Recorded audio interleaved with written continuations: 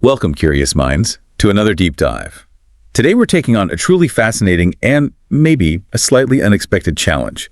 We've been handed this unique set of sources, a collection of what are described as 500 common long phrases in English. Now, you might be thinking, phrases? What's the deep dive here? Isn't that just basic vocabulary? That's a great question, and it's exactly why this source material, well, it really grabbed our attention. Because at first glance, yeah, it might seem like just a linguistic exercise, maybe a list for someone learning English. Yeah. But what's truly fascinating here is that these aren't just random words, strung together. They're like little snippets of everyday life, human observation, practical communication, all distilled into these remarkably efficient forms. So our mission today is to really unpack these seemingly simple phrases and discover the rich tapestry of meaning, those insights, maybe even the cultural nuances hidden within them. Okay, let's unpack this. It's like imagining our daily conversations aren't just random bricks of words, right? But they're actually built with these standardized, almost hidden architectural blueprints. These common phrases are like the prefabricated parts of that architecture, those ready-made units that let us build complex ideas really quickly. So we're going to peel back the layers and discover these underlying structures, this sort of hidden architecture that gives our language its incredible efficiency and nuance, even in the simplest exchanges. Get ready for some genuine aha moments, I think, about the language you might use every single day without even a second thought, and why it works the way it does. So these aren't merely vocabulary words then, are they? They feel like something more substantial, like complete thoughts, mini stories almost, prepackaged expressions ready to go instantly. What is it about them that makes them so central to how we communicate? Beyond just the sum of their parts, what gives them this common status? Well, if we connect this to the bigger picture, language acquisition and just everyday use, these phrases often represent complete ideas or really, really common scenarios. And think about what that commonality and efficiency really means for our brains, for real-time communication. Instead of building every single sentence from scratch, thinking about every nuance, every emotion, every bit of grammar we've collectively, almost subconsciously, developed these prefabricated units, it's actually an incredible testament to the human drive for efficiency, isn't it? Both in how we think and how we talk. Yeah, efficiency, that makes sense. They provide these ready-made structures for expressing frequent situations or feelings, like templates for interaction almost. And the fact that the source material itself repeats these phrases multiple times, well, that just emphasizes their foundational nature. It suggests they're meant to be deeply ingrained, through exposure and repetition, which is a classic language learning technique, right?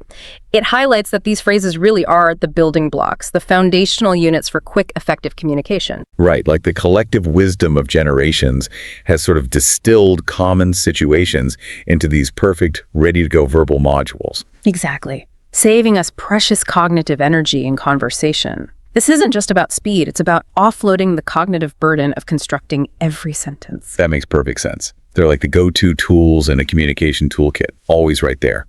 And when we look at some of the examples from our source, you immediately see this practical utility.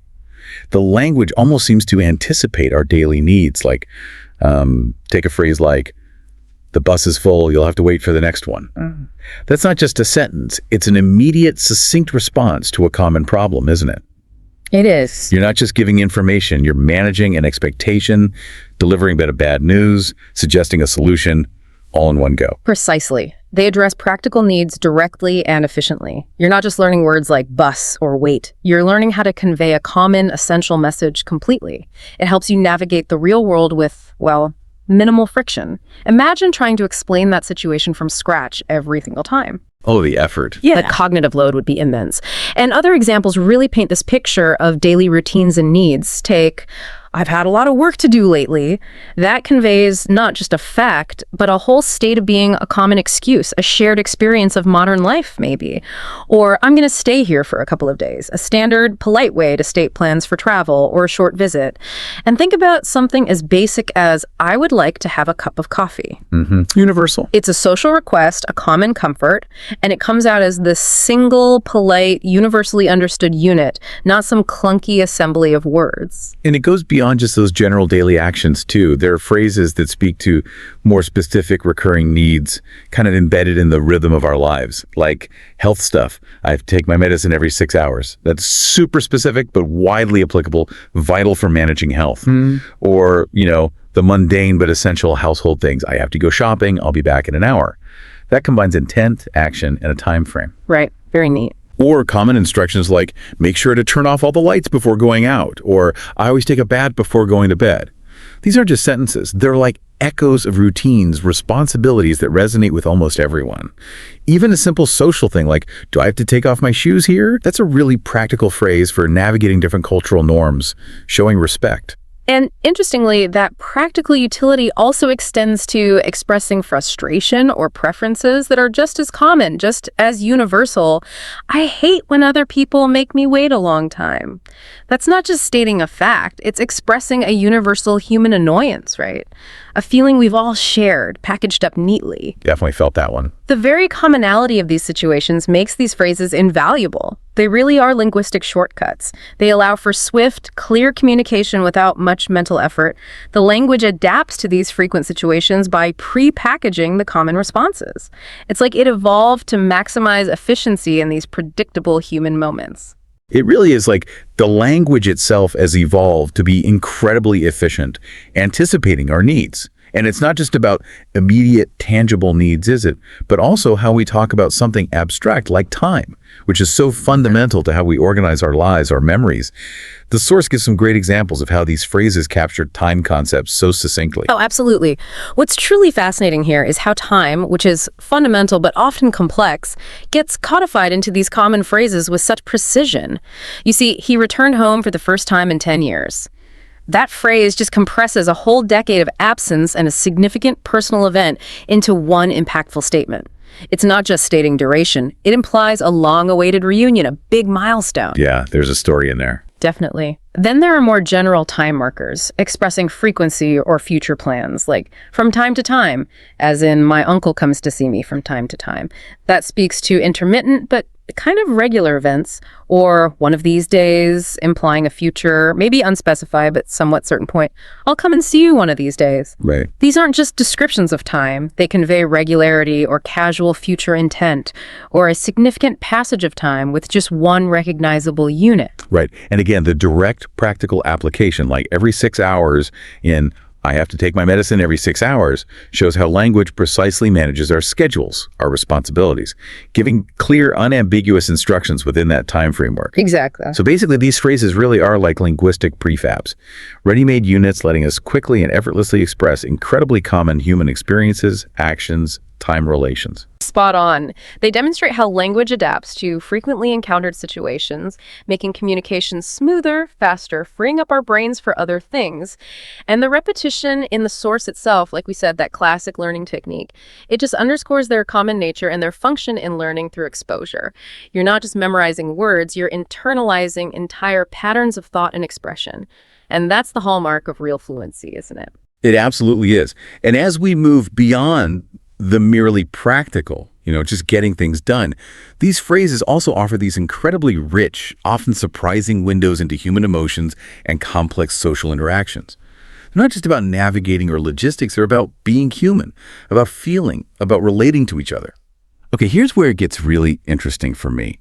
We've mapped out the practical side, but what truly intrigued me looking through these was how quickly they pivot from simple logistics to deep emotional states. It's almost like you can't talk about daily life without also expressing how you feel about it or how you relate to others. What do these common phrases reveal about those emotional undercurrents and the intricate dance of our relationships? That's a fantastic observation, and it raises that important question.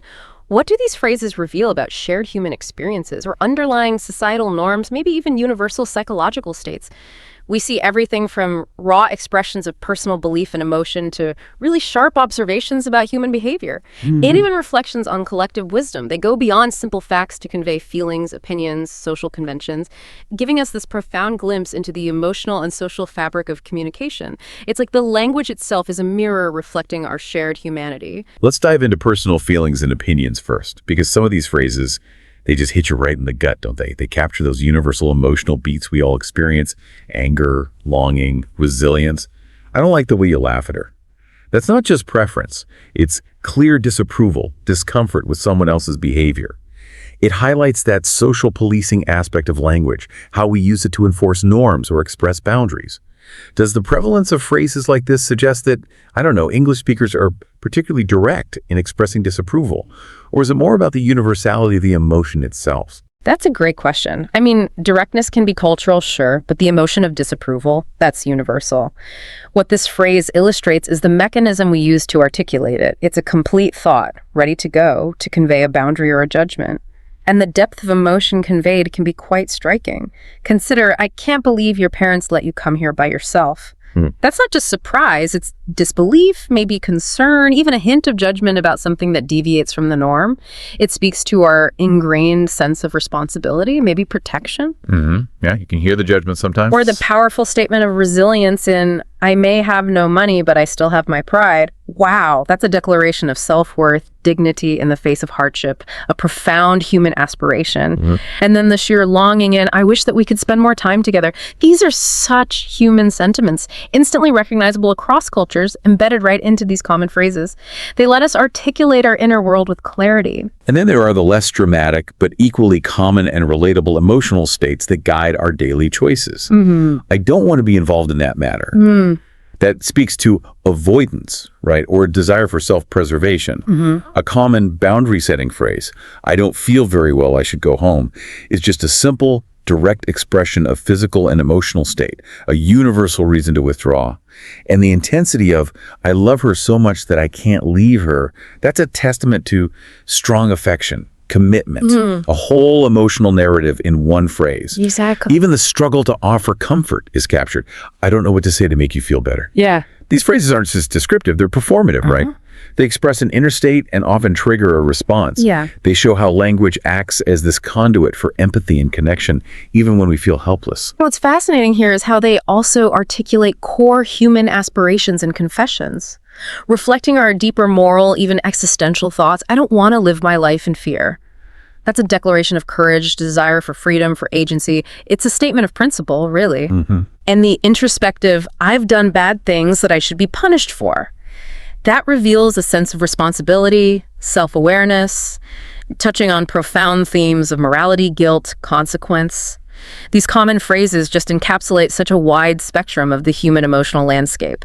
They show how our language lets us navigate not just the external world, but our complex internal worlds too. Okay, moving on to social advice observations. This is where the sort of collective wisdom seems to emerge through language, like condensed proverbs or societal lessons. You shouldn't share too much private information on the social networks. That's very modern, but also timeless caution, isn't it? Reflecting evolving digital norms and the universal need for privacy. It's practical, cautionary advice embedded in a general statement that applies to millions.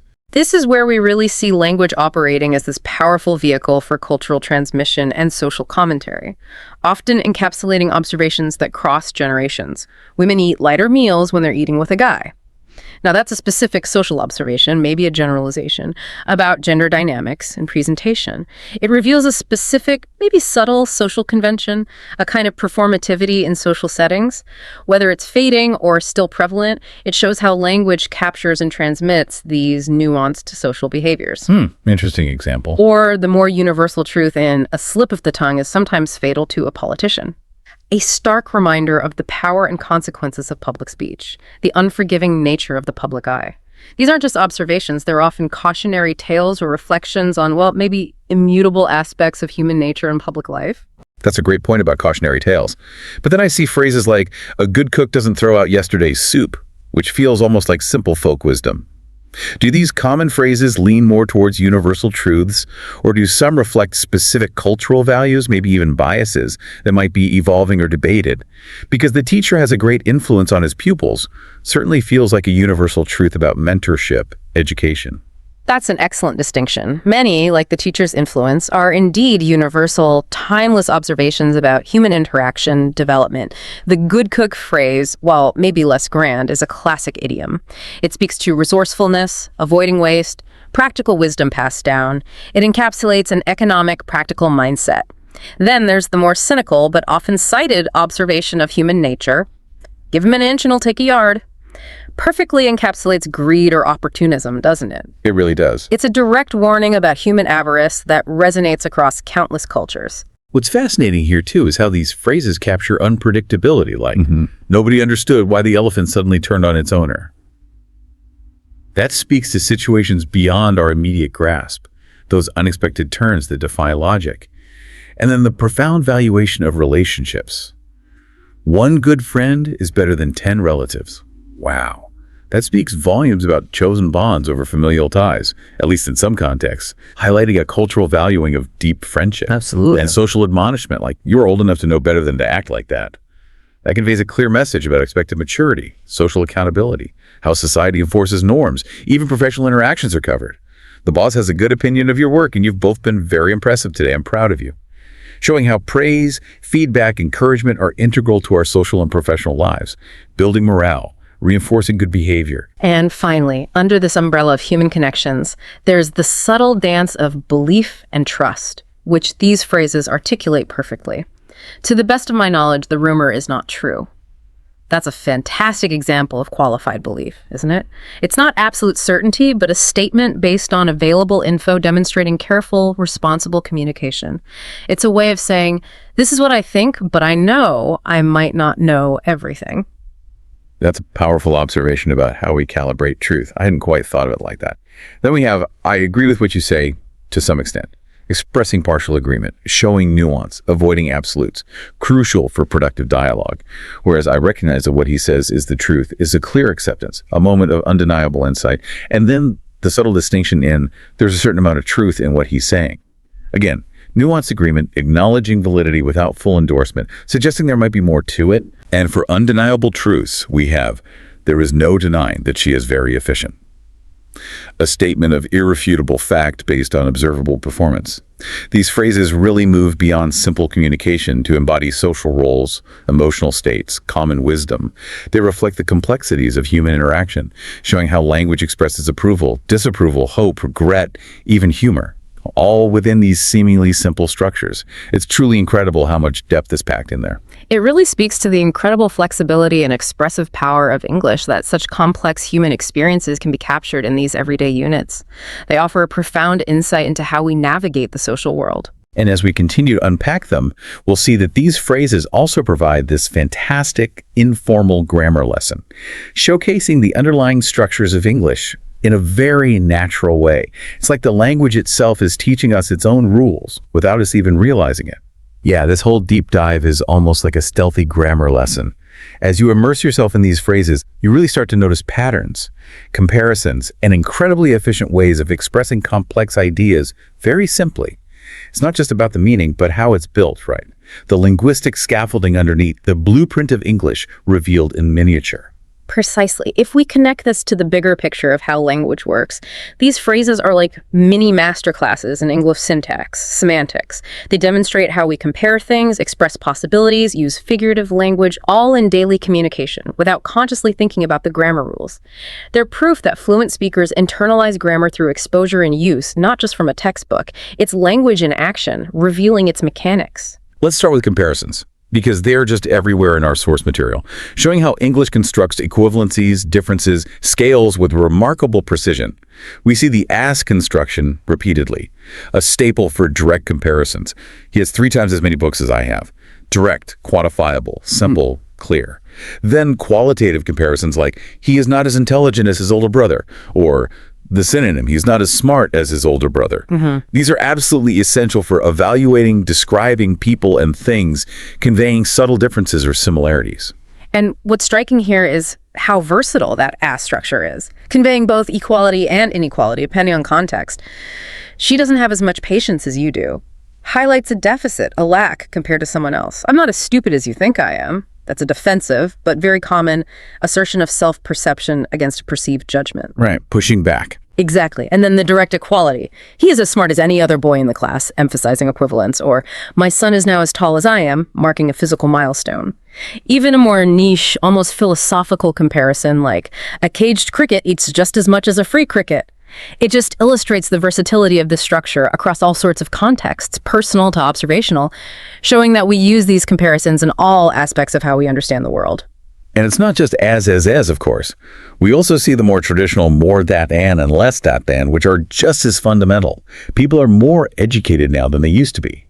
Of a broad societal observation, using a clear comparative, noting change over time, It is less muggy today than it was yesterday. A common weather comparison, crucial for everyday chat and planning. And then a specific financial one. Prices are double what they were 2 years ago. That phrase, double what they were, is such a concise, impactful way to express a big proportional increase, often used in economic discussions. Right. These phrases are just fundamental to expressing relative values, changes, observations, letting us quantify and qualify our experiences precisely.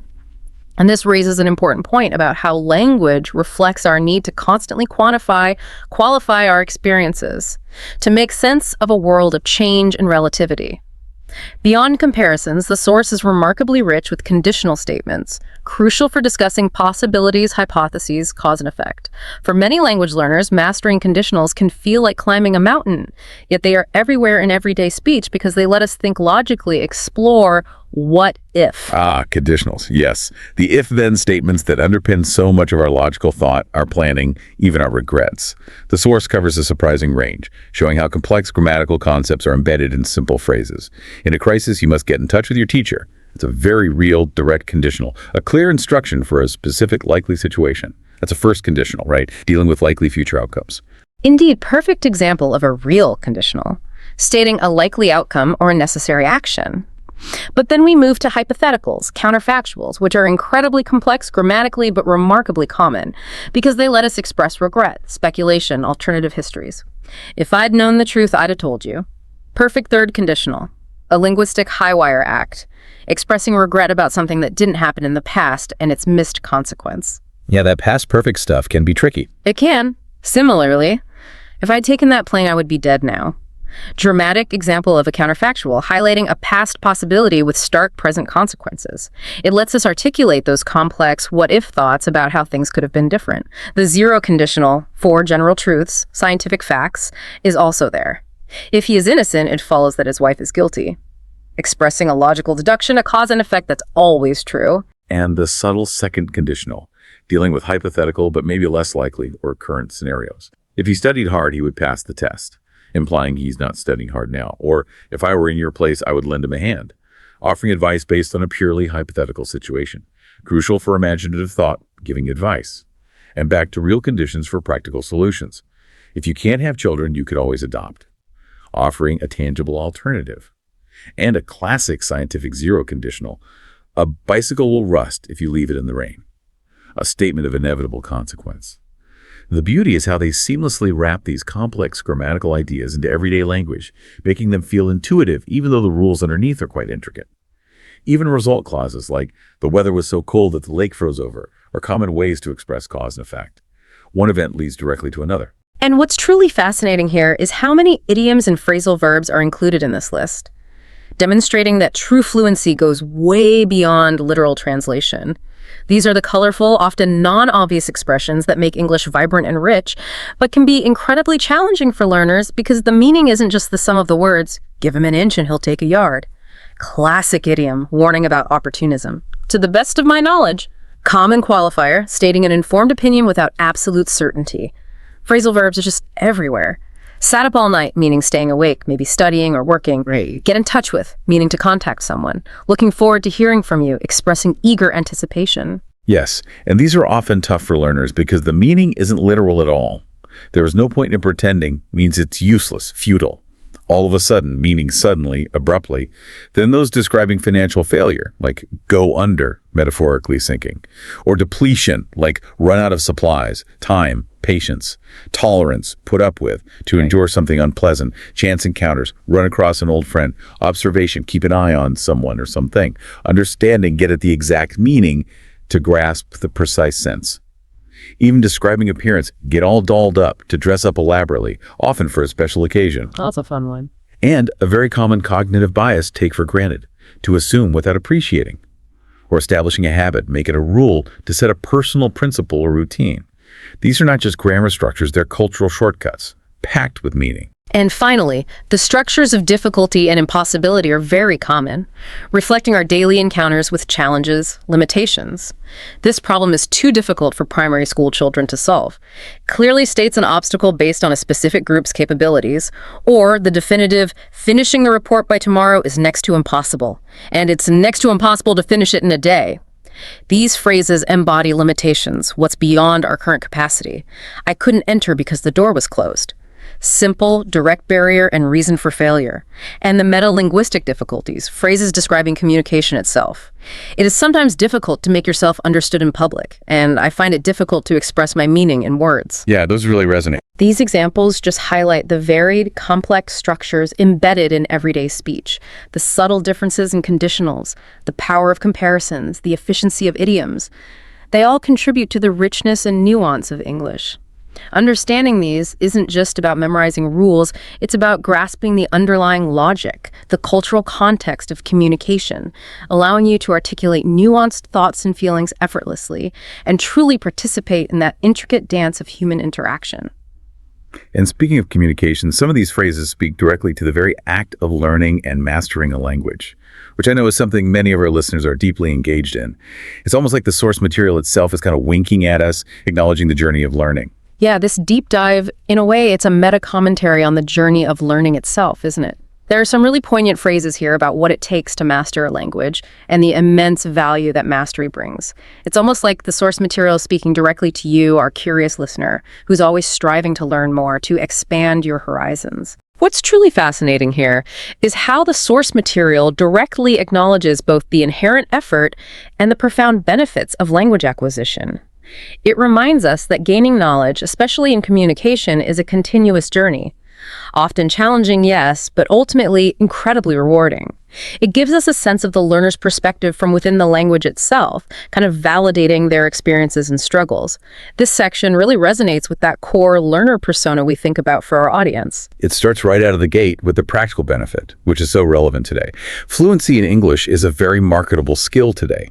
That's a clear, concise statement about the tangible, economic, professional value of language. It immediately frames language learning as an investment, not just a hobby, reflecting that global demand for English. Indeed, it's a statement about economic, professional relevance, showing how language skills translate into real-world advantages. But crucially, the source doesn't shy away from the challenges, which is so important for any learner to acknowledge, to prepare for mentally.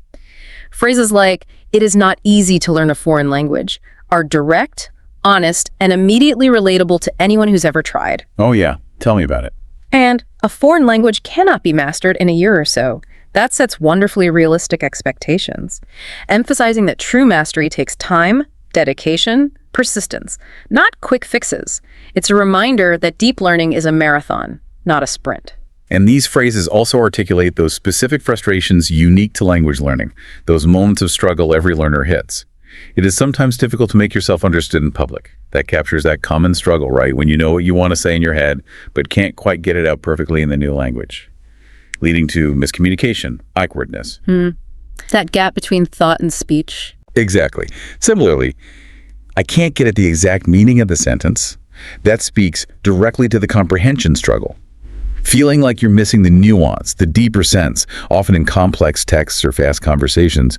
It's that feeling of grappling with a new system where the obvious meaning might just be the surface. And what's particularly insightful here is that the source, despite laying out these challenges, also offers powerful encouragement, almost like it's cheering on the learner from within the language itself. Don't be afraid of making mistakes when you speak English. That is perhaps one of the most crucial pieces of advice for anyone on this journey. Absolutely vital. It emphasizes practice over perfection, fostering resilience, a growth mindset. It directly tackles the fear of failure that often paralyzes learners. And then the perfectly balanced perspective. English is not easy, but it is interesting. This validates the effort, acknowledges the difficulty, but immediately highlights the inherent engagement, the intellectual reward, the stimulating nature of the language. And the fact that the source implicitly caters to learners is subtly reinforced in phrases like, "This book is for students whose native language is not Japanese," acknowledging diverse backgrounds and offering tailored support. So it's a testament to patience and recognizing that the learning process with all its ups and downs is as important and enriching as the ultimate outcome of fluency. And it ties into broader ideas of knowledge and understanding, universal themes that apply way beyond language. Absolutely. The act of learning English, or any foreign language, it's a microcosm of gaining any complex knowledge or skill. Phrases like, "I recognize that what he says is the truth," encapsulate that profound moment of insight, of fully grasping a concept, that aha moment of deep understanding. How come you know so much about Japanese history speaks to the curiosity and admiration for deep, specialized knowledge that drives so many learners. Even qualifying one's own knowledge, like in to the best of my knowledge, the rumor is not true, is part of a mature understanding, recognizing the limits of your uncertainty. And the broader societal observation, people are more educated now than they used to be, highlights societal progress in learning, creating a context where knowledge acquisition, lifelong learning are increasingly valued. These phrases underscore that language learning isn't passive. It's active, often challenging, but ultimately incredibly rewarding. They offer encouragement, realistic expectations, emphasizing patience, resilience, and a willingness to make mistakes as crucial steps towards mastery. And this isn't just about English. It's about any complex skill or body of knowledge you, our listener, might be trying to master. The principles are universal. Acknowledge the difficulty, persist through challenges, embrace mistakes as learning opportunities, and recognize the immense value of gaining new understanding and proficiency. It's a powerful message woven right into the fabric of the language itself. Okay, as we approach the end of our deep dive, it's just incredible how much ground these 500 common long phrases cover, from the mundane to the magnificent, from deeply personal feelings to global phenomena. It's truly like a micro-encyclopedia of daily life, offering these tiny digestible windows into a vast array of human experiences and facts about the world. What's truly fascinating here is the sheer diversity of topics, reflecting the myriad subjects that occupy our thoughts, our conversations on any given day. If we connect this to the bigger picture, it shows how language serves as this incredibly versatile vessel for everything from intimate personal anecdotes to sweeping historical facts, from tiny geographical details to fundamental scientific principles. These common phrases are like scattered puzzle pieces, each revealing a tiny but distinct part of the vast global tapestry that we navigate and describe using language. Let's start with geographical and cultural references. So many specific locations mentioned, which really grounds the language in real-world contexts. Shows how we talk about our physical world. Florence is the most beautiful city in Italy. Subjective, yes, but a common opinion about a specific place. A statement of aesthetic judgment linked to a cultural landmark.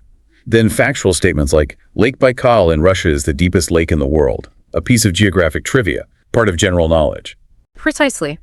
We also see personal preferences tied to place, like, I'd like to live in the suburbs of Kobe, speaking to aspirations for a certain lifestyle, location, or travel plans, so common today. I'm going off to Vancouver next week to see my sister, or she told me that she would go to Paris in August. These aren't just names. They instantly bring to mind images, cultures, personal connections, the practicalities of travel. We even see modes of travel specified, like you can get from Washington to New York by train, highlighting common transport options, and observations about landmarks. I had never seen a windmill until I visited the Netherlands, implying an experience of cultural immersion, discovery, highlighting the practical utility of language and discussing travel, space, cultural encounters. And the global reach is evident in things like Islam first reached China about the middle of the 7th century. That's history, culture, geography, packed into one common phrase, often used in educational discussions. Or a personal travel projection. According to my calculations, she should be in India by now. Illustrating how we use language to predict or track people's movements. Even advice related to places. Our music teacher advised me to visit Vienna, showing how recommendations are made and received. It truly shows how our daily conversations are interwoven with the global landscape, making it feel smaller, more connected through language. And this naturally leads us to historical and societal events, even very serious ones, showing how language acts as a record, a means of discussing significant happenings. Ebola spreads from person to person through bodily fluids. Stark, factual statement about a global health concern, directly informing, warning, 1 million people lost their lives in the war. Powerful, somber historical reference, highlighting loss on a massive scale, reflecting collective memory. These aren't just sentences, they're echoes of real-world events that shaped human experience. And the phrases evoke specific periods too, like the space race was an exciting time in history. Brings to mind an era of innovation, competition, technological leaps, instantly evoking wonder, historical context. Then phrases detailing natural disasters or economic realities. Tsunamis swept through rice fields and flooded the towns, conveying the devastating impact of nature, or the firm went under due to lack of capital, speaking to business failure, economic hardship. A common narrative. Even urban development is reflected.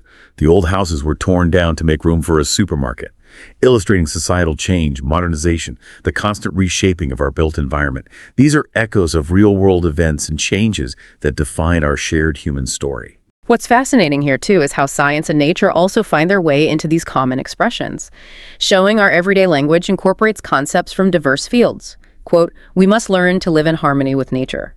A broad philosophical statement about environmental responsibility, then simple biological facts like a rabbit has long ears and a short tail, basic observations about the animal kingdom, or fundamental physics. Water is liquid. When it freezes, it becomes solid, illustrating basic states of matter. And the celebration of natural beauty. The coral reef is the region's prime attraction, highlighting something magnificent worth seeing, or simply describing a landscape. The top of the mountain is covered in snow. Common geographical description. The powerful, sometimes disruptive impact of nature on human life is also present. Several cottages have been isolated by the floodwater, and the rivers were flooded by the heavy rain.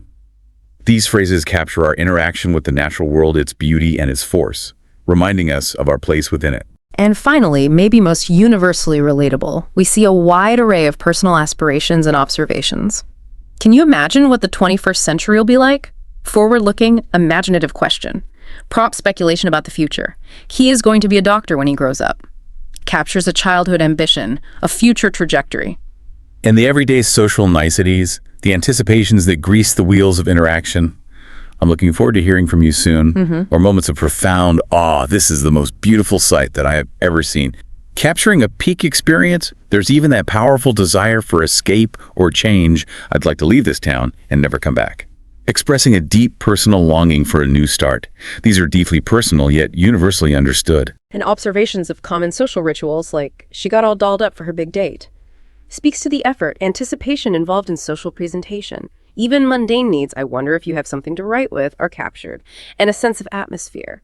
This place has a mysterious atmosphere to it, showing how we describe our subjective experiences of spaces. This wide range just showcases how language serves as a vehicle for discussing everything from personal desires, I wish that we could spend more time together, to global phenomena. The Ebola spreads from person to person. And historical events, the space race was an exciting time in history. It paints this vibrant, fragmented picture of the world through the lens of common English phrases, reminding us just how comprehensive and adaptable our everyday language truly is. Hashtag tag to have air. So what does this all mean then? We started with what seemed like a simple list of sentences, right? 500 common long phrases in English. And we've ended up on this incredible journey through human experience, linguistic architecture, the very act of learning itself. It really goes to show that even the most seemingly ordinary source, if you just keep digging, can offer the most profound and surprising insights. Absolutely.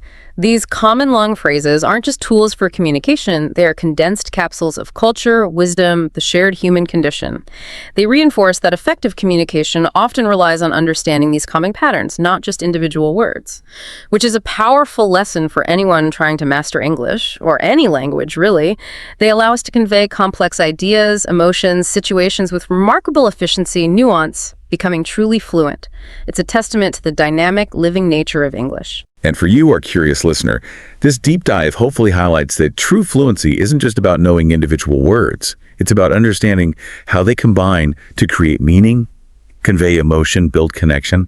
It's about recognizing the familiar patterns that bind our conversations and reflect our entire world back to us. It also encourages us to maybe pause and appreciate the immense efficiency and embedded wisdom in the language we use every single day, often without a second thought. Each phrase is like a small, perfectly formed window into the broader human experience. So as you go about your day, listening to conversations around you, reading articles, even just thinking to yourself, what surprising insights might you uncover in the common phrases you encounter?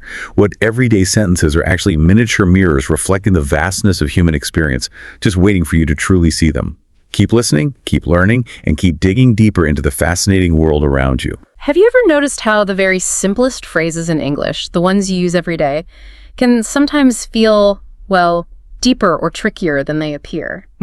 Like, take something really basic, I've caught a cold. We all know what it means, obviously. Yeah. But why do we catch a cold? You don't really catch happiness or, catch a bus in quite the same way, linguistically speaking. That's a really brilliant observation. It's funny, isn't it? We spend so much time focused on complex grammar or hunting down really obscure vocabulary. Right. But the actual, art of sounding natural, of being truly fluent, so much of that lives in these really fundamental everyday expressions. Exactly. They're like the hidden scaffolding of daily conversation. You really are. And yet they often don't get the deep dive they deserve. Well, that is precisely what we are doing today. We've stumbled upon this fantastic resource, a YouTube video transcript from Kender's Language School. Oh, okay. It's titled 1,000 English Conversation Phrases That Seem Easy But Are Not. And honestly, it's just a goldmine of these kinds of phrases. That title alone is intriguing, isn't it? Seem easy, but are not. It just immediately signals that there's something more going on beneath the surface, doesn't it? It suggests, nuances in usage, or maybe cultural bits, collocations perhaps, that aren't obvious just from the words themselves. Absolutely. So that's our mission for this deep dive. We're going to unpack these incredibly common, yet deceptively simple phrases. We want to show you, our listener, just how much ground they cover. I mean, the sheer range of human experience they touch upon. Yeah, it's vast. We're digging for those nuggets of insight hidden in their simplicity. We want to explore what makes them so essential and really get to the bottom of why they're described as easy but are not.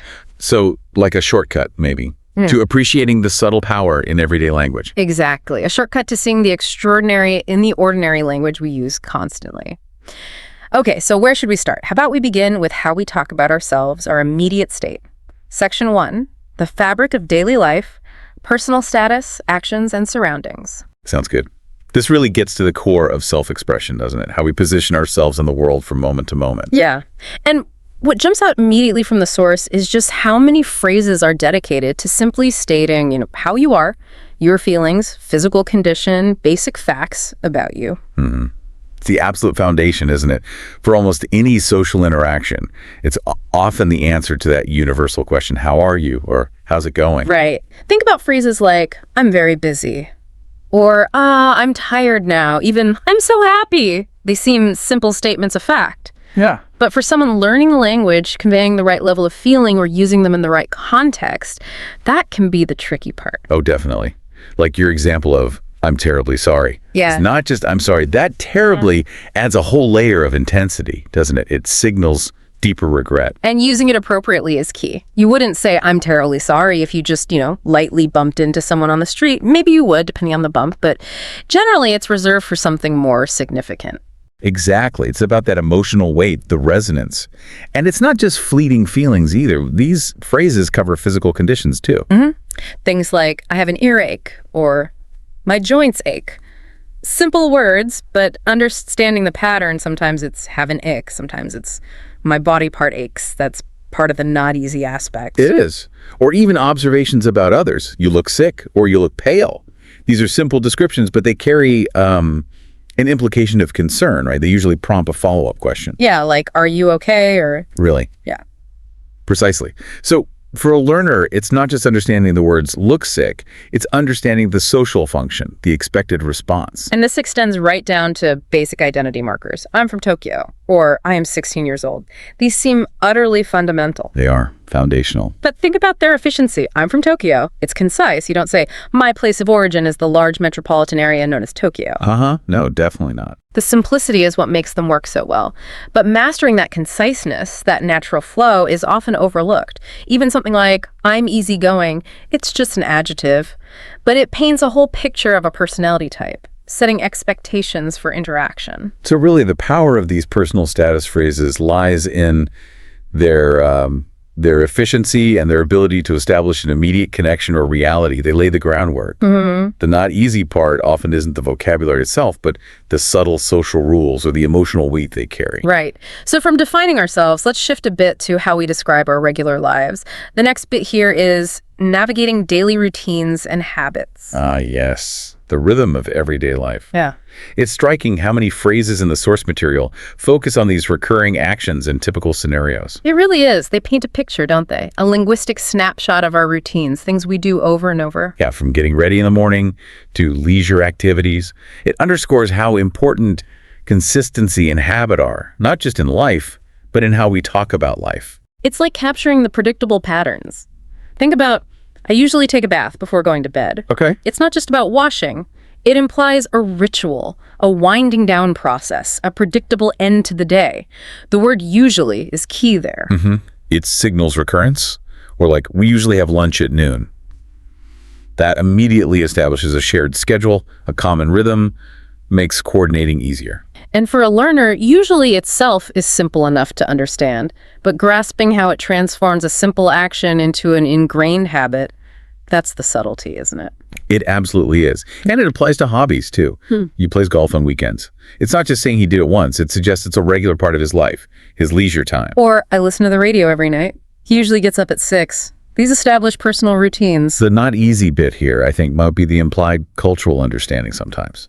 Like listening to the radio often means it's on in the background, maybe while cooking or driving, rather than sitting down and actively just listening. That's a good point.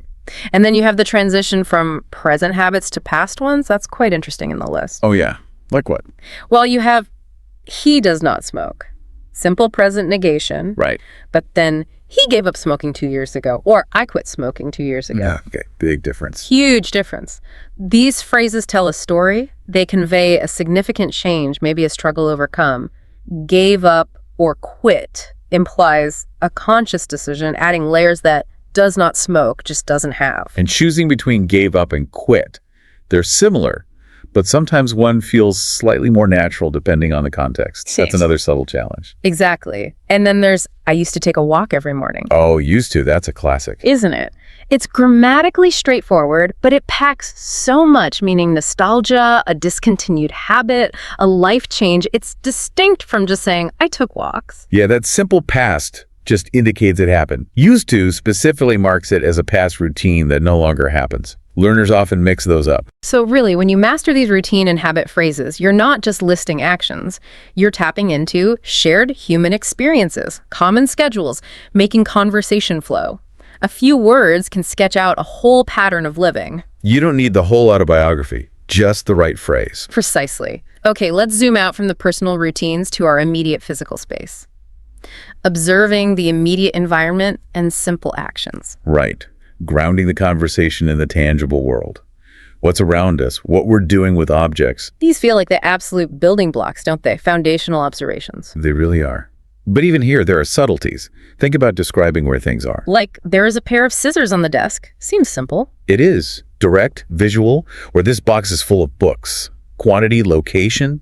There is an orange on the table. Here is my bicycle. What makes these not easy sometimes, I think, are those tiny little words, the prepositions, the articles. Is it on the desk, in the box? Is it a book or the book? Yes. Those small grammatical choices can completely change the meaning, or just make it sound off, unnatural, even if the main words are right. And it extends to describing the state of things, too. This book isn't interesting at all. That, at all, adds real emphasis to the negative judgment. Or the door is open now. Simple state, but it might imply something, maybe an invitation to enter or a security concern. And then you get those wonderful idiomatic states like, my telephone is out of order, or our refrigerator is out of order. Out of order. Classic, easy but not easy. The words out and order don't literally mean broken. Exactly. It's a set phrase, a collocation. A learner might naturally try, my telephone is not working, which is perfectly understandable. But out of order is often the more common, natural way to say it for certain appliances or machines. It really is. That precision in phrasing is key to sounding natural, like, this house has 2 bathrooms. Clear. But a learner might say, this house owns 2 bathrooms. Grammatically okay, maybe, but just not how a native speaker would phrase it. Right. And simple actions too. She hung the calendar on the wall. Using the right past tense, hung. Or, I can peel an apple. Specific verb for a specific action. Or how about the fruit went bad? Using go to describe a change in like spoiling. It's a common pattern, but maybe not intuitive. Good example. And I'm sorry I dropped my knife. Oh. It's both an action and an immediate apology built in. Yeah.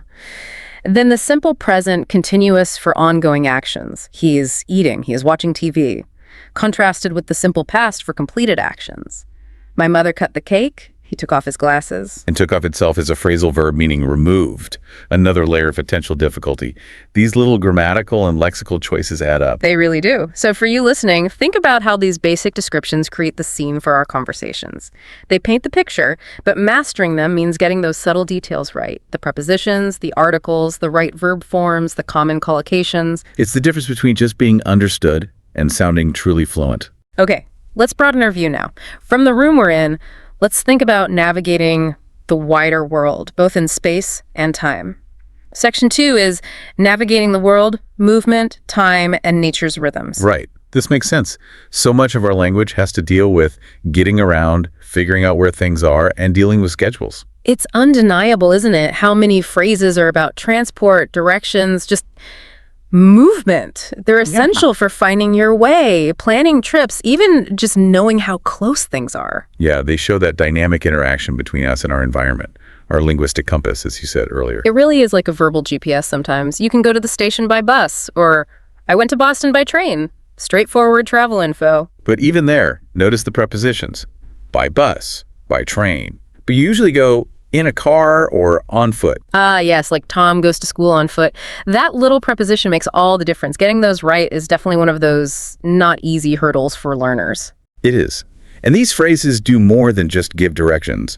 It's a long way from here to school. That doesn't just state a fact. It communicates effort, maybe a commute time. True. Or where's the entrance to the museum? Pure navigation, yes. But it implies you need that information. You're looking for something. And think about expressing regular travel or aspirations. My family goes to Italy every year. That speaks to tradition, routine. Or, I want to go to America someday. That's about a future hope, a dream. The simplicity masks bigger stories sometimes. It really can. And location, proximity, just as vital. We live near a big library. My house is near the station. Instant context. Or more precise markers. He was just behind me. She lives quite close by. It's on the 8th floor. The not easy part here might be the slight differences between words like near, close by, and next to. They all indicate proximity, but maybe slightly different degrees or contexts. A fluent speaker uses them almost without thinking. Yeah, it becomes instinctive.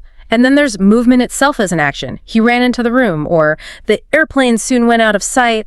These capture moments, changes. He began running. That boy is running. The dog walked across the street.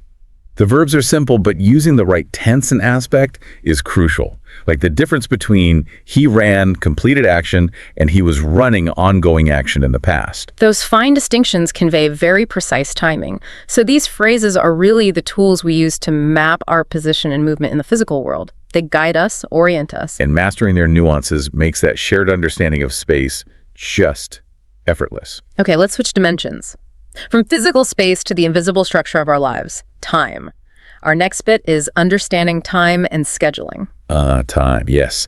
A huge chunk of the phrases in the source deal with time references, duration, the timing of events. It really shows how driven we are to organize life chronologically, doesn't it? It really does. Managing appointments, looking back, planning ahead. Language gives us such precise tools for marking time. It's quite remarkable. Think about specificity. It took 5 minutes to get to the station. Quantifiable, useful for planning. Or, I will be back at 6:30. A clear commitment. I go to my father's place twice a year. That expresses frequency, but maybe also hints at family duty or connection. Yeah. The not easy part for learners here is often those tiny prepositions again, or subtle phrasing. Like the difference between in 5 minutes, meaning after 5 minutes pass, versus for 5 minutes, meaning the duration of 5 minutes. That's a classic confusion point. Or knowing whether to use at, on, or in for times, days, months, years. At 6:30, on Monday, in July. Exactly. Those patterns need to be absorbed. And these phrases anchor events too. Tomorrow is Mother's Day. I got married 8 years ago. They place things on a shared timeline. Even simple actions get time-stamped. I had breakfast at 7:30. She got up at 7:30 in the morning. Again, notice, at 7:30 for the specific time, but in the morning for the general period. Those prepositions are working hard. They really are. And the way we handle past versus future is efficient but crucial. Were you busy yesterday? Versus where have you been this week? Both past, but one is a point in time, the other a duration. Right. And then projecting forward, I'll be busy tomorrow. How long does he get to stay in Japan? Different future forms, different implications. And knowing which future form to use is key. Is it a plan, a prediction, a promise. Like, I've been ill in bed since last Friday. That present perfect continuous is brilliant. It links the past start of the illness right up to the present moment. A complex idea and a common structure. It is. And we also see phrases about punctuality or urgency. We arrived at the office on time, or we were in a hurry. And on time versus in time. Another subtle trap. You arrive on time for a scheduled event, but you might arrive in time to catch a train just before it leaves. Right. Small words, big difference. Or the tense difference. They have lived in this town for 10 years implies they still do. They lived in this town for 10 years implies they don't anymore. Crucial distinction conveyed just by the verb tense. And frequency comes up a lot, too. I often see him. He comes around once a week. Predictable patterns. But then you get the lovely vague ones. He still writes to me from time to time, or they visit us from time to time. Yeah, from time to time. What does that even mean precisely? It's wonderfully inexact. It is. It means occasionally. Irregularly, but recurringly. Yeah. Easy to understand in context, hard to define rigidly. A perfect example of easy but not easy for a learner trying to pin down its exact usage parameters. So these time phrases really give structure to our days, don't they? They let us coordinate, reflect, plan. They're the silent architects of our schedules. Absolutely. Understanding their precision makes everything run smoother. Okay, from the personal and temporal, let's look outwards again to something we all share. The weather. Observing weather and environmental conditions. The universal conversation starter. It's amazing how common these simple observations are. They work everywhere because everyone experiences weather. They really do. They show how language reflects these shared external realities. The not easy part, maybe, is often the use of that impersonal, it's raining, it's cold, or knowing the standard weather collocations. Definitely. Winter in New York can be very cold. Yeah. It's a factual statement, but it also kind of invites comparison or shared experience, doesn't it? Yeah. Or the weather is usually hot in July. It almost never rains here. We had a very hot summer this year. These are simple ways to share local conditions. And notice the nuances even there. It almost never rains. Feels slightly stronger, perhaps, than it rarely rains. Tiny differences in emphasis. True. And they cover different time frames and possibilities so easily. Is it still raining? Checking the current state. And then the future. It'll snow tomorrow. It is going to rain this afternoon. It may rain tomorrow. And the past. It was raining yesterday. And the choice of will versus may subtly signals different levels of certainty, right? Will sounds quite confident. May, much less so. That's a key distinction for learners. It is. And the descriptive language. It seems warm outside. It's awfully hot today. A strong wind was blowing. Using awfully to mean very with hot, that's a common pairing, but awful usually means bad, so it can confuse learners. Good point. And the classic tag question. It is very cold today, isn't it? Yeah. That isn't it. Isn't just asking for confirmation. It's inviting agreement, building a little connection. Yeah. It's amazing how these simple weather chats can open the door to wider conversations. No matter where you are, they're a shared touch point. Common ground, literally based on the ground and sky around us. Simple words, but carrying cultural habits of small talk. Okay, let's dive into the core of interaction now. Section 3. Interacting with others, questions, requests, and social dynamics. This is where language really gets to work between people. Right. And the source list is just packed with questions. All kinds of questions. It really underscores how fundamental curiosity and the need for information are to being human. Totally. Questions kick things off, they clarify, they seek permission, they help us understand where others are coming from. And they range from simple yes-no checks to really complex information requests. It showcases the incredible versatility of the interrogative form, the not easy part. Often it's not the words, but the intonation, the politeness level, the unspoken context. Let's break that down. You have general inquiries. Aren't you thirsty? Did you have a good time yesterday? Quick social checks. But then, do you mind if I open the window? Now, that's not just asking for information. No, it's a polite request framed as a question. And it anticipates a possible, yes, I do mind. And the tricky part for learners is that the polite way to agree is usually to say, no, I don't mind, or no, go ahead. Saying yes actually means you do mind. That's a classic pragmatic trap. Excellent example. Then you have questions about ability or willingness. Can I use this bike? Can you speak French? Is it about ability or is it a request? Context is everything. It is. And simple questions can be profound probes. What happened? That could lead anywhere, from a dropped cup to a major life event. Its power is in its openness. Then the specific information-seeking questions, the what questions. Who will look after your dog? Direct need. Right. Or, what are your strong points?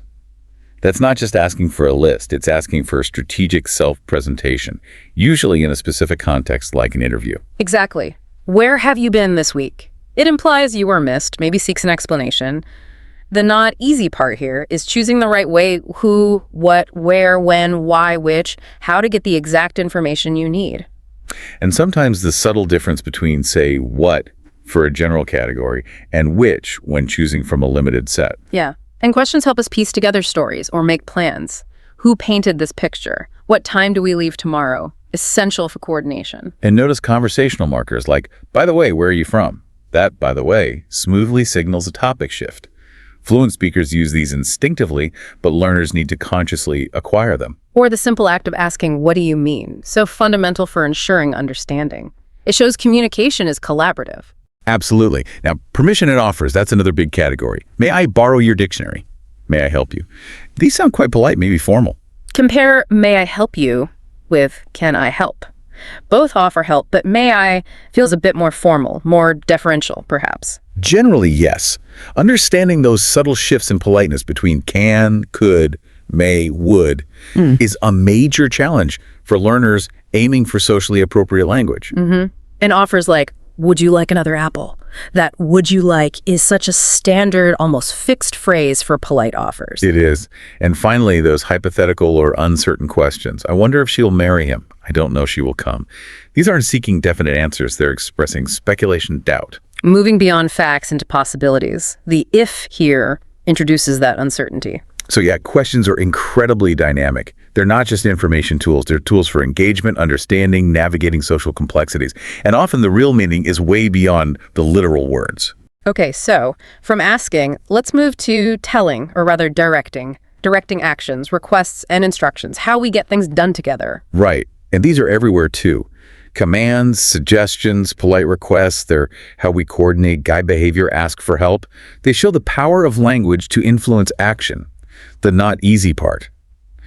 Often judging the right level of directness or politeness for the situation. We see the very direct commands first. Shut your mouth, pretty harsh, usually. Or wash your face, simple instruction. But even commands can be softening. Don't worry about that. It's grammatically a command, but the function is reassurance. Good point. Or let's open the window. That let's turns it collaborative, a suggestion rather than an order. Knowing when to use a direct imperative versus a softer let's or why don't we is key. Absolutely. And urgency comes in too. Do it right now before you forget. Adds pressure. Or emotionally loaded ones, don't let me down. Simple words, but carrying expectations of trust, potential disappointment. Understanding that implied emotional contract is crucial. Then the practical stuff. Make a copy of this report. Please do it quickly. Adding please is the fundamental politeness marker, turning an order into a request. It's the magic word. And instructions. Stay home so that you can answer the phone. Look at the map on page 62. Clear directives. But then the more idiomatic ones creep in. Take it easy, meaning relax, calm down. Yeah, definitely not take something easily. No, or don't change your mind. Expressing a desire for someone to stick to a decision. These phrases where the meaning isn't literal are classic easy but not easy examples. They are. And politeness variations are huge here. Compare, get me a chair, please, still direct but polite with, could you bring me a pillow and blanket, please? Using could you or would you softens the request significantly, making it more deferential. Mastering those modal verbs for politeness is a big step, and suggestions often use question forms. Why don't you come to the movies with me? Or collaborative proposals. Let's split the bill. Let's take a break. Building rapport, not just issuing orders. So these directive phrases are like the gears of social interaction, aren't they? They make cooperation possible. And knowing how to phrase them appropriately, directly, politely, collaboratively is essential for smooth functioning. Okay, now from directing others, let's look at describing them and the interactions between us. Describing others and social interactions. Right. How we paint pictures of people with words, define relationships, talk about social situations. This gives us insight into perception and social dynamics. The not easy part can be distinguishing objective description from subjective judgment or picking up on cultural nuances. We have straightforward observations first. You look sick. But as we said, that implies concern. Then personality or status. He is still young. Everybody likes him. She is a wealthy woman. He is introverted. He is very depressed. Quick sketches. But even there, subtleties exist. Is he introverted or just shy? Is he depressed in a clinical sense or just very sad? The choice of word carries weight. Absolutely. And roles or achievements. She is a very good teacher. He became rich, simple family links. He was married to her sister. My mother has 4 brothers. Compliments or evaluations, you're a genius. He is good at driving. And some phrases hint at more complex situations. He's always short of money. That's not just a financial snapshot. It implies a recurring issue, a characteristic. It's idiomatic. It is. And observations about how people seem or what's said about them. He seemed to have been very happy, or he is said to be a good doctor. He is said to be. That's a fantastic structure for reporting common opinion or rumor without personally vouching for it. A sophisticated bit of language, really, masked in simplicity. Definitely not easy to master its precise usage. Or describing reactions. Her face turned red. We infer embarrassment or anger from the physical description. And phrases defining connection. You and I have something in common. We have made friends with Tom, building bridges, or talking about broader social events. Many people were deceived by the advertisement. Shared experience. It's a pity that you can't come. Expressing shared regret. The emotional layer carried by these simple grammatical structures is often the real challenge, isn't it? I think so. It's about reading between the lines, understanding the implied feelings or judgments. So for you listening, think about how these descriptive phrases build our social world. They let us characterize people, define relationships, and share experiences. But understanding their subtle implications is what makes communication truly rich and empathetic. Well put. Okay, let's pivot now to expressing our inner landscape, our preferences, hopes, and also the problems we encounter. Section 4 is expressing preferences, possibilities, and problems. Right. This is about articulating our tastes, judgments, plans, and limitations. Essential for showing who we are and navigating challenges. The not easy part often involves choosing the right intensity or the most natural phrasing for these subjective states. Let's start with likes and dislikes. I don't like this jacket. My hobby is collecting coins. She likes oranges. Pretty direct. But then I'd like to have a coffee. That I'd like. The contraction of I would like is the standard polite way to express a desire or make a request in many situations. It's softer than I want. Yes, that distinction between want and would like is fundamental for politeness in English. A key, not easy point. And expressing stronger feelings. I love this picture. Or needs. I want someone to talk to. Stating favorites. Physics is my favorite subject. Or comparisons. I prefer meat to fish. Requires that specific to preposition. And knowing the subtle grades of liking, like versus love versus enjoy versus adore, she adores cats conveys a much stronger, more enthusiastic feeling than just she likes cats. Choosing the right verb for the right emotional temperature. That's a great way to put it. And nuanced opinions can be tricky too. This book isn't worth reading. That's a strong dismissal. Much stronger than, I didn't like this book. Yeah, that worth reading structure implies a judgment about the inherent value or lack thereof. Learning constructions like worth plus ing is a common challenge. Or, I like to travel by myself. It's not just liking travel, but specifically liking solo travel. The phrase specifies the condition. And general opinions. You're a genius. You're absolutely right. Obviously, he is wrong. Concise judgments or softening opinions. It seems to me that he is honest. That it seems to me makes it less assertive, more like a personal observation. It's a useful hedge. I think so. You made a wise choice. These simple phrases allow us to agree, approve, or express our viewpoint quickly. So these preference and opinion phrases really unlock personality, don't they? They help us find common ground, understand differences, get to know people better. Definitely. Now let's look ahead, discussing future plans, hopes, and possibilities. Okay, this is all about projection, planning, aspiration, uncertainty, how we use language to shape what's coming. The not easy aspect is often navigating the different ways English expresses the future and their subtle implications. We see speculation. I wonder if she will marry him. That wonder if signals uncertainty. Then firm commitments. I will be back at 6:30. Using will. But then informal obligations. I've got to go now. That have got to, often shortened to gotta, is super common for must or have to. Recognizing it in speech can be hard for learners. Very true. And expressing hopes or uncertainties. I wonder if the plane will arrive on time. I hope my dream will come true. I hope that you will get well soon. Using hope introduces that element of desire for a positive outcome. And deciding between will, going to, or even the present continuous for future events, that's a core challenge. Each suggests a slightly different nuance regarding plans, predictions, or certainty. Like your example, my sister's having a baby in June. Using present continuous for a definite arranged future event, that often surprises learners. It does, or offering reassurance. You will soon adapt yourself to this new life. A prediction meant to comfort, and expressing wishes, often counterfactual. I wish I could fly like a bird. Using wish with the past modal could signals it's an impossible desire. That subjunctive mood can be tricky. Definitely. And then simple intentions or promises, I'll come back, I'll give you a prescription. That often signals a spontaneous decision or promise made at the moment of speaking. Contrasted with, I'm planning to study tonight, or I'm going to buy a new car, where planning to or going to implies a pre-existing intention. Those distinctions are subtle but important for conveying the right meaning. Clear declarations, too. I want to close my account. I will never tell. Showing firm resolve. So these future-oriented phrases are our toolkit for navigating what's next. Right. Turning ideas into plans, expressing hopes, managing uncertainty, building the future through dialogue. Okay, now for the other side of the coin. Acknowledging challenges, limitations, and negations. Talking about what's not possible, what's wrong, what we lack. Crucial stuff. Setting boundaries, admitting problems, expressing refusal or disappointment. Language needs to handle the negative just as much as the positive, the not easy part, often the precise grammar of negation, or choosing the most natural negative form. We see straightforward negations. He does not smoke. These aren't my books. Basic denial. But then more emphatic forms. He didn't say a word.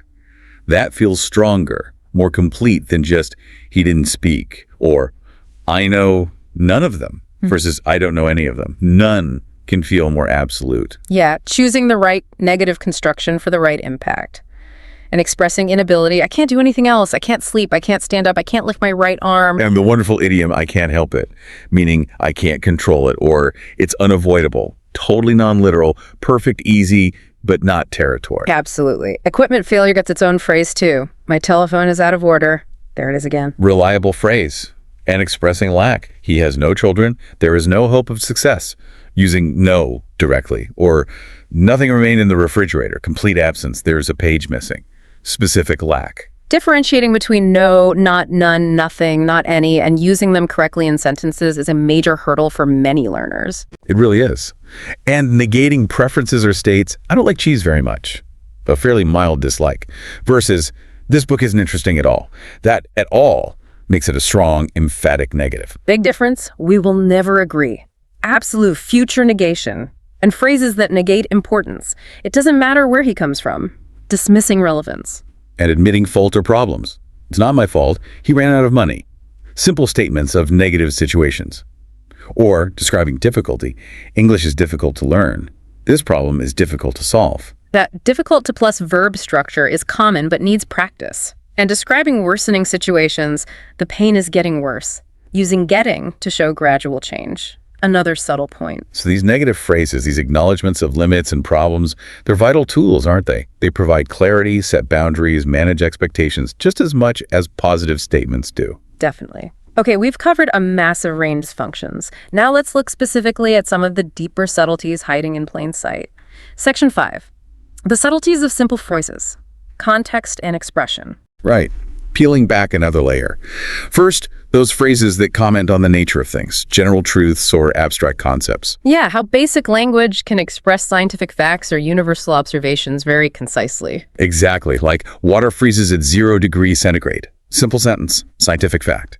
Or fruits have seeds in them. Elephants live in Asia and Africa. A sponge absorbs water. Basic biology or physics, stated simply. But even there, lexical choices matter. Why absorbs water for a sponge, not drinks or soaks up? Absorbs feels more precise, more scientific perhaps. That's a subtle word choice. True. And statements of value or trend. A piano is expensive, or that kind of dress is now in fashion. These aren't just facts, they carry judgments or cultural context. Expensive implies a high cost, maybe luxury. In fashion implies current popularity, possibly fleeting. Understanding the implication is key. And abstract ideas. Time is the most precious thing, a common sentiment, a value judgment phrased as a definitive statement. Or comparing ideas. My idea is quite different from yours. using quite to intensify the difference, or summarizing failure. All our plans went wrong. That went wrong is another great phrasal verb. Idiomatic meaning. Failed, didn't work out. Simple words, specific meaning. So these phrases ground us in how the world works, physically and sometimes culturally. Their simplicity hides the precise word choices and the weight of the observations they carry. Okay, next up. How we relate things to each other. Comparisons and relationships. Fundamental stuff, describing relative qualities, family links, social standing. We make sense of the world by comparing, the not easy part, getting the comparative structures right and understanding the basis of the comparison. So comparing abilities. She runs faster than I do, or opinions. His answer is different from mine. That structure than I do, or from mine, needs careful handling of pronouns and auxiliaries. It does. Get it wrong, and it sounds awkward quickly. Family ties are often simple comparatives too. My mother is 2 years younger than my father. Requires combining the comparative adjective with a specific measure, 2 years. Physical comparisons. He is stronger than I am. My sister is shorter than you. Mastering that basic er-than structure is core. And comparing possessions. Your bike is better than mine. Geographical scale. Asia is much larger than Australia. That intensifier much adds emphasis to the size difference. Good point. Or subtle differences. A turkey is a little bigger than a chicken. That a little fine-tunes the comparison, signaling a small difference.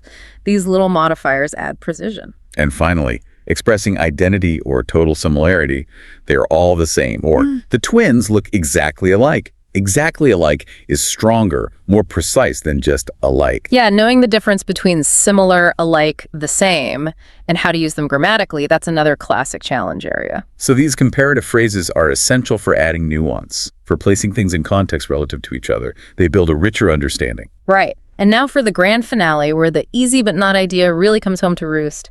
Common sayings and deeper meanings. Ah, yes. The paradox zone.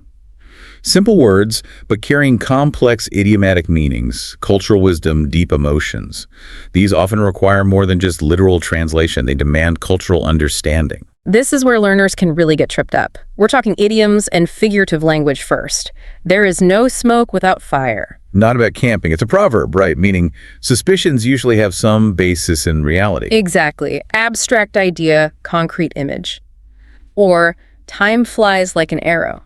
A beautiful, simple metaphor for speed. A learner might get time flies, but like an arrow adds that poetic punch. Or the fantastic, these products are selling like hotcakes. Haha. Makes no literal sense at all. None. But it vividly means they're selling incredibly fast, very popular. Or don't spill the beans. Classic idiom. Don't reveal the secret. These are prime examples. Simple components, entirely non-literal combined meaning. That's the heart of the not easy aspect right there. And Proverbs packing wisdom. No news is good news. A comforting thought, suggesting silence is better than potentially bad information. Or phrases about responsibility. It's up to you to decide. Or just, it's up to you. Simple, but powerfully assigning agency or the burden of choice. That casual, it's up to you, can be tricky to use appropriately. It can. Then there are the phrases packed with emotional force. How unlucky I am, expressing strong misfortune. How embarrassing, capturing that flush of shame. It was a great shock to me, articulating profound surprise or distress. These are emotional exclamation points. Their impact depends hugely on tone and context, which is hard for learners to nail. And finally, self-reflection, involuntary feelings.